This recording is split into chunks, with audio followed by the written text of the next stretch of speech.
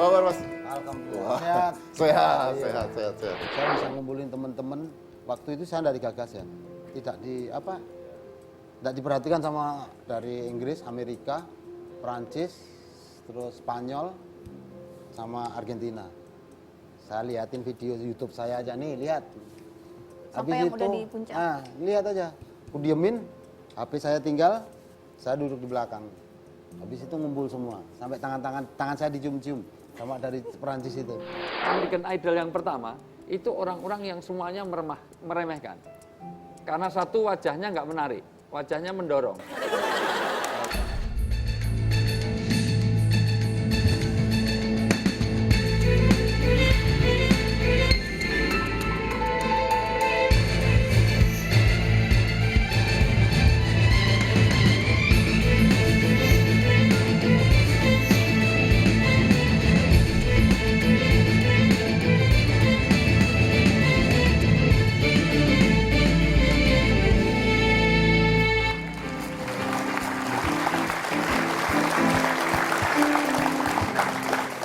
Jadi, sapa dulu mereka. Ya, selamat malam semuanya.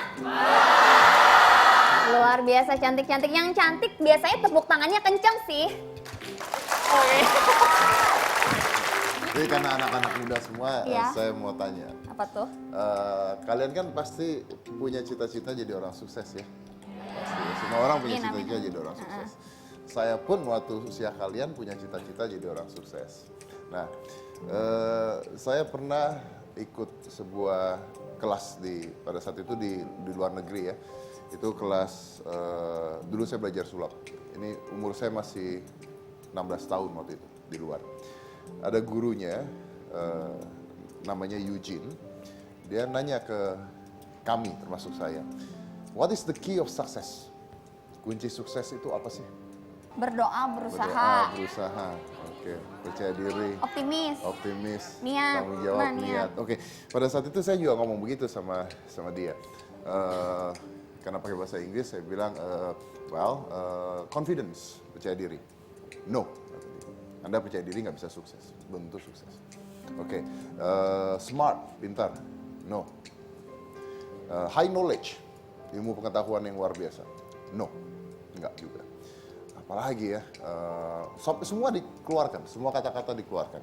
Sama seperti tadi, niat dan sebagainya, percaya diri, harus pintar, harus gigih dan sebagainya. Semuanya dikeluarin, dan semuanya dibilang no. Terus akhirnya dibilang, a key of success, one of the most important key of success, satu kunci sukses yang paling dasar adalah satu, never give up. Pantang menyerah. Karena orang yang pintar kalah dengan orang yang pantang menyerah.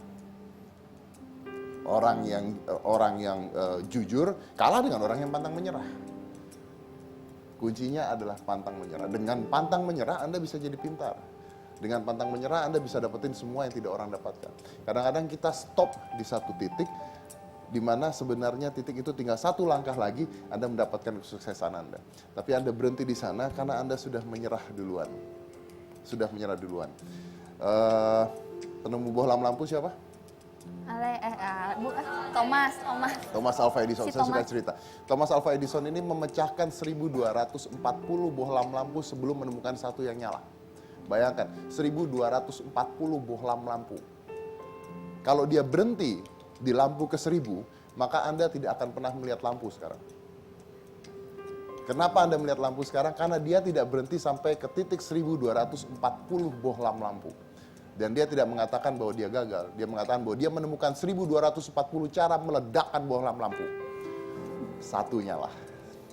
Oke. Jadi itu adalah kunci sukses. Tidak pernah menyerah atau pantang menyerah.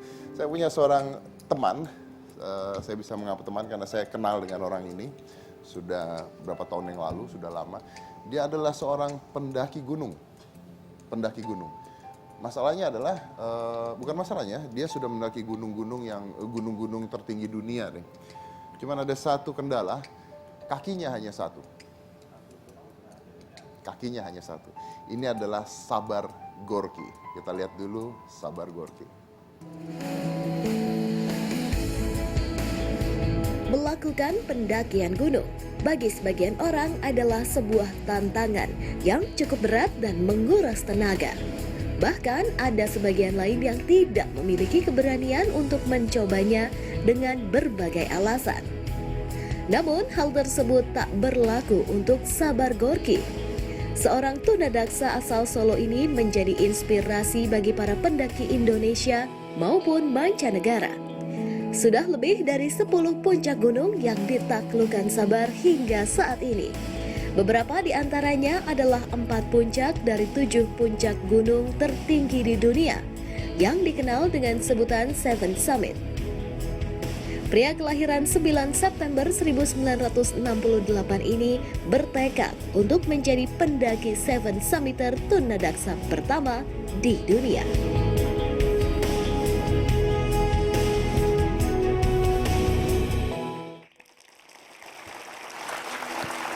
Itu adalah Mas Sabar Gorky. Dan Cika, saya mau nanya sama kamu nih, kira-kira kalau orang seperti Mas Sabar itu kan hobi daki gunung ya, Iya. kira-kira pekerjaannya apa? Pekerjaan sehari-harinya apa? Bapak-bapak gitu ya, usaha kali. Kaki nggak ada satu loh, kira-kira pekerjaan sehari-harinya apa? Oh, aku tahu. Apa itu? Usaha online shop di Instagram. Oh iya, nggak perlu pakai kaki soalnya ya. Iya, Iya jadi pakai kan tangan cuma doang. tangan Iya aja. bener juga sih. Iya kan? Tapi salah. Karena pekerjaan Pak Sabar ini adalah pembersih kaca gedung pencakar langit. Berarti yang tinggi banget itu, Mas, yang tinggi banget. Jadi emang ini orang agak ngaco sih. Suka yang Iya, makanya gitu. kita undang aja ini adalah Sabar Gorky.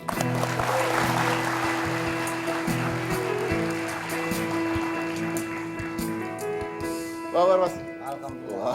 Sehat, sehat. Selamat malam, Pak Sabar, silakan. Oke. Dia nggak usah dibantuin, dia Udah ini sendiri belagu ya. dia. Belagu.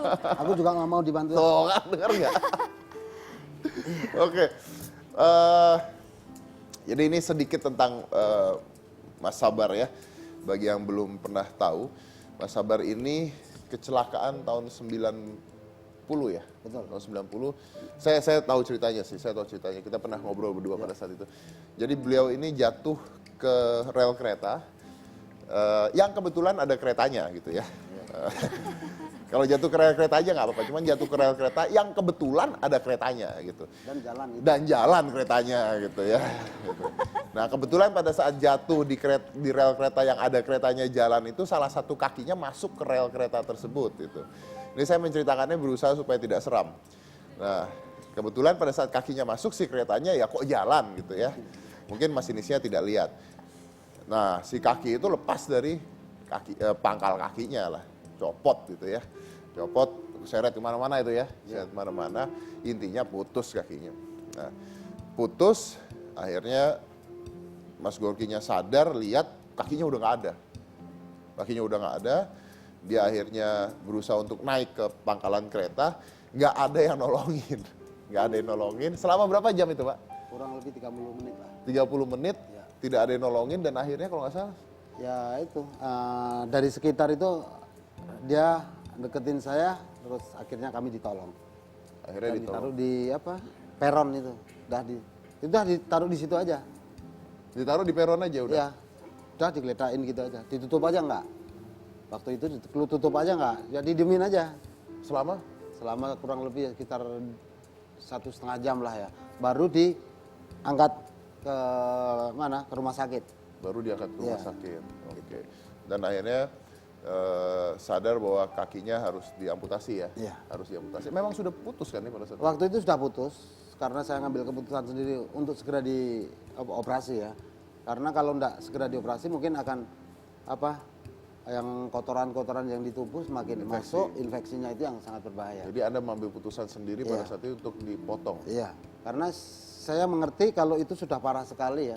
Sudah tidak mungkin, walaupun ditambah dengan tulang-tulang, kata orang, kata teman-teman itu kok tidak ditambahin tulang-tulang lagi. Kayak tulang ayam asik ya, tambah-tambah gitu Pak ya.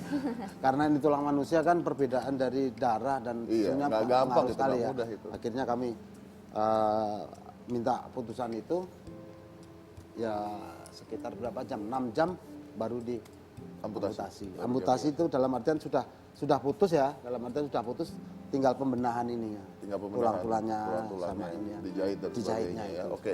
Dan beliau sempat stres dan depresi pada saat itu selama kurang lebih 1 tahun mengurung diri di rumah, nggak mau ketemu teman, nggak mau keluar rumah karena tidak tahu harus melakukan apa, dan mungkin cita-citanya juga terbengkalai karena sebelumnya Mas Sabar ini hobinya mendaki gunung. Iya. Dan bayangkan kalau dia punya hobi mendaki gunung dan tiba-tiba kakinya nggak ada satu, itu nyawa kayak kecabut gitu ya, semuanya hilang gitu, cita-citanya semuanya hilang. Itu selama setahun Anda diam ya. Ya, diam ya gimana ya. Yang pertama awal-awal bisa ibarat kita bisa lari kencang gitu kan. Akhirnya kita latihan dengan seperti itu, terus akhirnya saya ini harus hidup atau mati. Ya kan, dalam artian saya ini mungkin sudah tidak berguna lagi kan begitu kan. Mau ke sana juga banyak larangan karena sudah kondisi fisik seperti ini kan, mau melangkah ke sana ada larangan.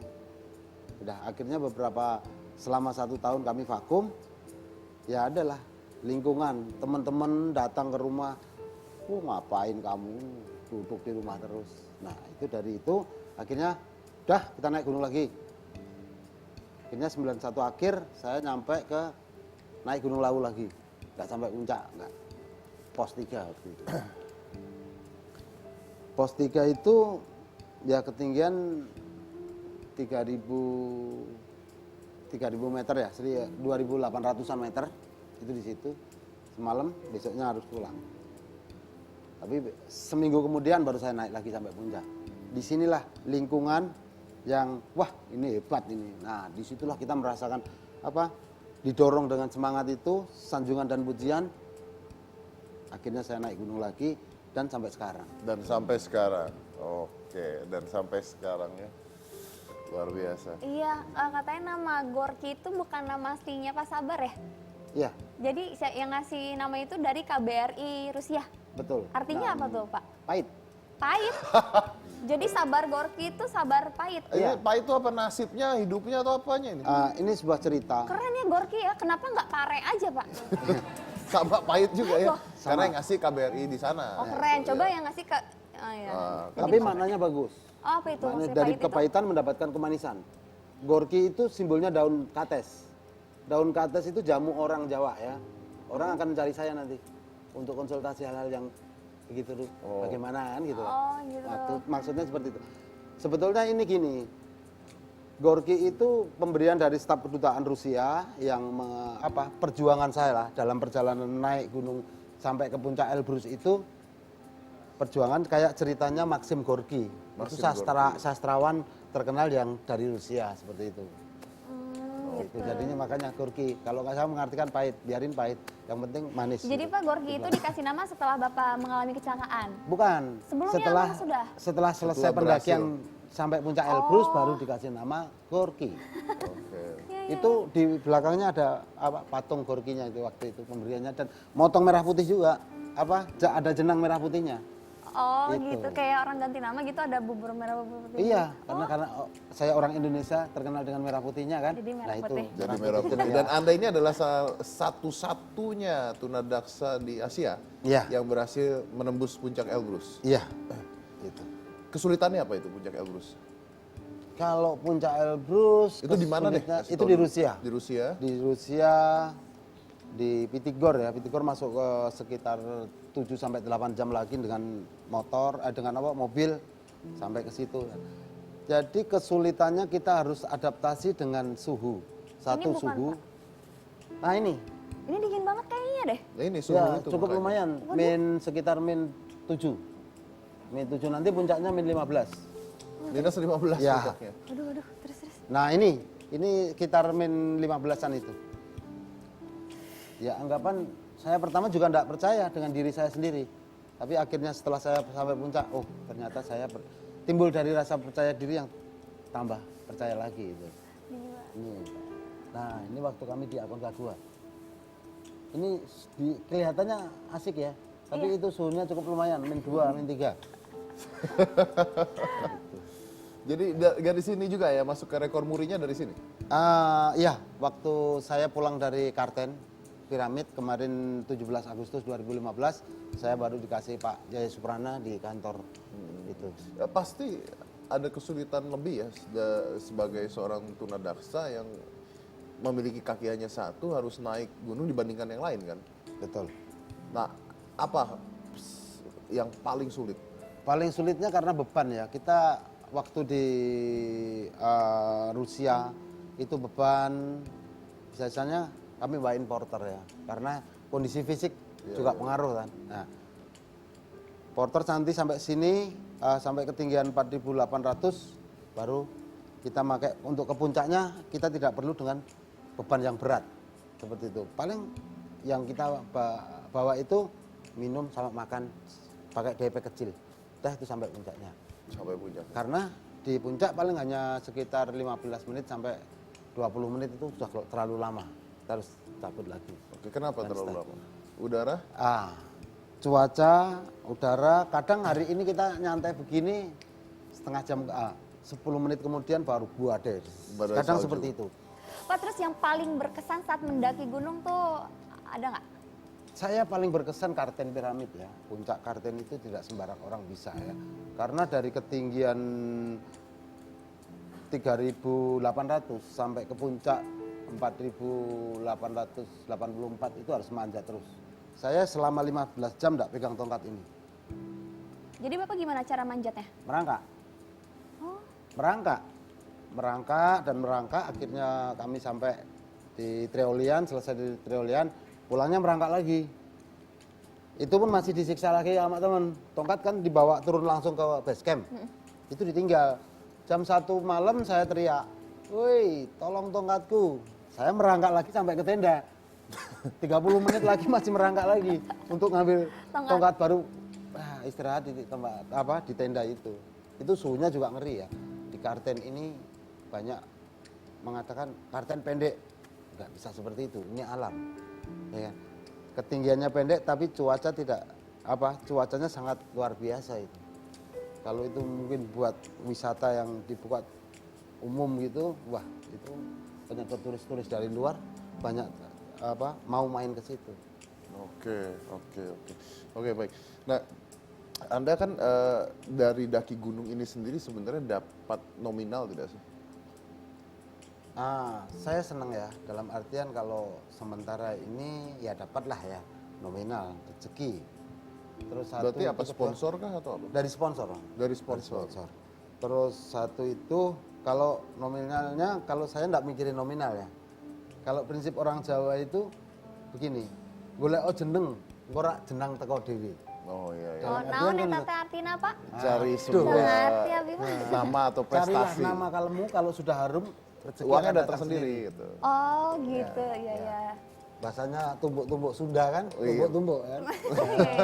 Jadi Tingkat cari nama itu. harum dulu, nanti baru Rezeki rezekinya akan datang datang. sendiri. Rezeki akan datang Betul, sendiri. iya Nah, iya ya iya. itu. Jadi saya ini untuk sementara untuk menggugah paradigma dari teman-teman difabel. Mudah-mudahan Bahwa bisa ya. ya teman-teman nanti bisa berkarya seperti saya kan. Intinya seperti Oke, itu. baik. Kita potong dulu sekarang ya, kita akan lanjut lagi dengan Pak Sabar Gorky setelah yang satu ini. Jangan mana-mana, tetap di Hitam Putih.